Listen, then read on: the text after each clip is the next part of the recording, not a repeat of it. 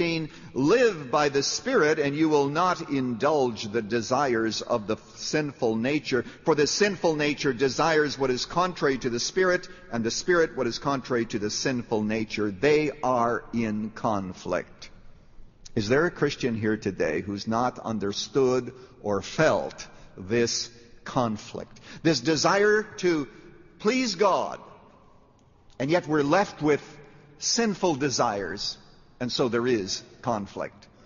But the first part of the answer to those who say, well, once you trust Christ, you can live the way you like, the first part is that the transformation that God brings in our life is powerful, long-lasting, and goes to the very depths of our desires. But the second part of the answer is God's discipline.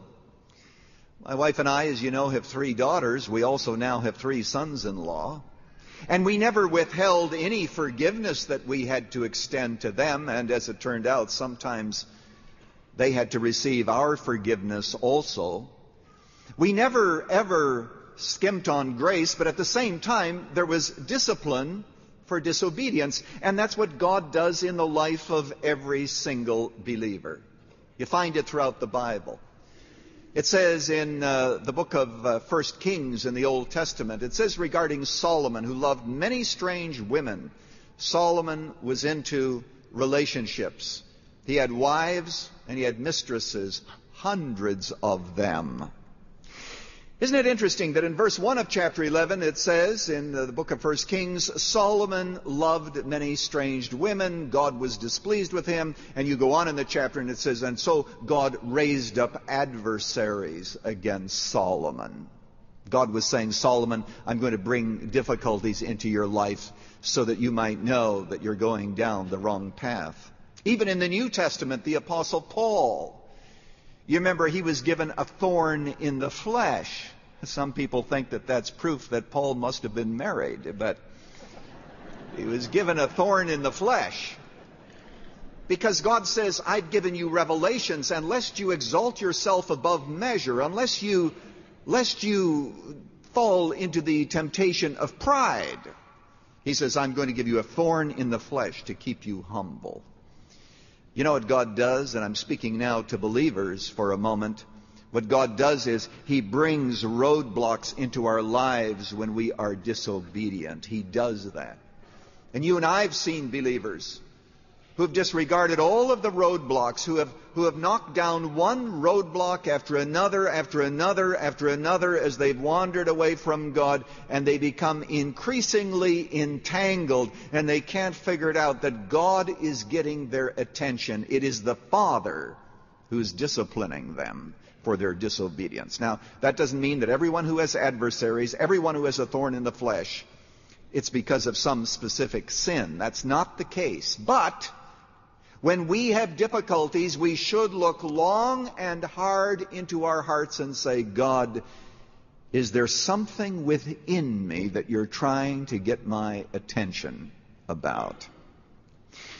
Now with that, what I'd like us to do is to move on to another passage of Scripture right here in the book of Galatians, where Paul is going to talk about the consequences even of sins that have been forgiven.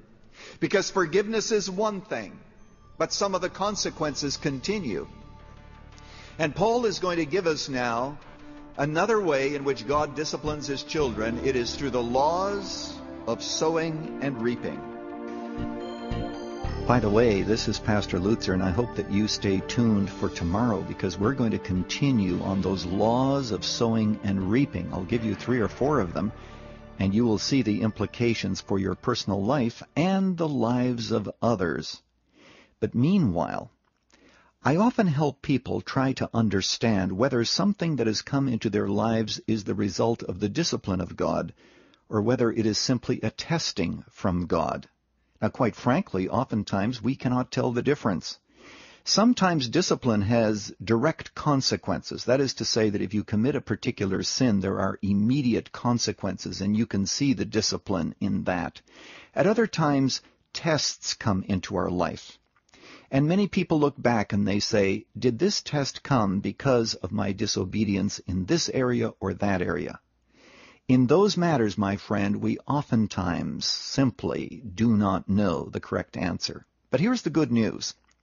Regardless, every single test is an opportunity for you and for me to look into our hearts and then come into God's presence to receive His grace and to keep asking Him the question, Lord, what is there in this for me? Maybe the trial has come to you for no other reason than to simply increase your faith. Maybe it is to prepare you for some special future ministry. But God does nothing in our lives haphazardly. So it's an opportunity for us to say, Lord, here I am. Here's what's happened. What, O Lord, are you trying to say? And through His Word, you and I can find out. Thank you, Dr. Lutzer. Dr. Erwin Lutzer has brought part 1 of So You've Done It Again, the 4th of 6 messages on After You've Blown It, Reconnecting with God and Others. Tomorrow, tune in for those laws of sowing and reaping. Running to Win comes to you from Chicago's Moody Church to help you understand God's roadmap for your race of life. This current series can be yours on CD, cassette, or MP3.